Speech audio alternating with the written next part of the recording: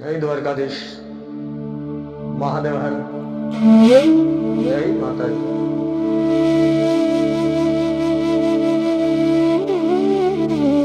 આજે આપણે એકાદશીના ટોપિક પર વાત કરશું। ઘણી વખત એવું થતું હોય કે અમુક મહિનામાં બે એકાદશી ભેગી આવતી હોય।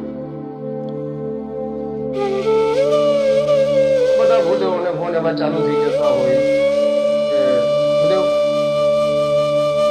આજે એકાદશી રહું કે કાલ રહું,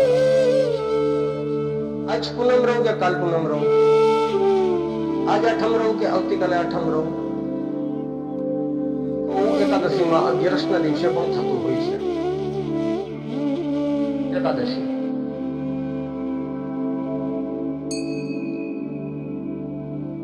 10 ઇન્દ્રિયના 10 દિવસ અને 11મો દિવસ એટલે મનનો 10 દિવસ શરીરને આપણે ખોરાક આપીએ છીએ અને 11મા દિવસે મનને ખોરાક આપીએ છીએ। મન શું ખોરાકમાં લે છે? 11મો દિવસ છે જે દિવસે, તે દિવસે વિષ્ણુ સહસ્ત્ર નામના પાઠ કરો, ગીતાજીનો પાઠ કરવો, કઈ ન થાય તો સત્સંગ કરવો। તે દિવસે ભગવાન વિષ્ણુનો આશ્રય લેવો।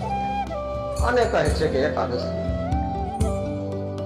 એકાદશી કરીએ તો રજ સુખ પામીએ, હું આપણે બધા ગાતા હોય તો બે એકાદશી હોય જ્યારે જે પહેલી એકાદશી છે એ એકાદશી કરી, શું કામ? બીજી નહીં, પહેલી। તો મારું માનવું છે, મેં કોઈ વિદ્વાન પાસે સાંભળેલું છે, પહેલી એકાદશી એટલે નથી જાણ્યું જાનકીના સાથે કાલે તમારે શું થવાનું। આજે એકાદશીનો ભાગ છે તો આજે એકાદશી કરો, આવતીકાલે હશું કે નહીં હોય ખબર નથી। માટે પહેલી એકાદશી કરવી અને શરીર જો સ્વસ્થ હોય, સારું હોય તો બીજા દિવસે પણ એકાદશી છે તો ભગવાનના નામનો પાઠ કરવો, ભગવાનની પૂજા કરવી અને રેવાય મીઠું પણ રહેવું, તે દિવસે પણ એકાદશી કરવી।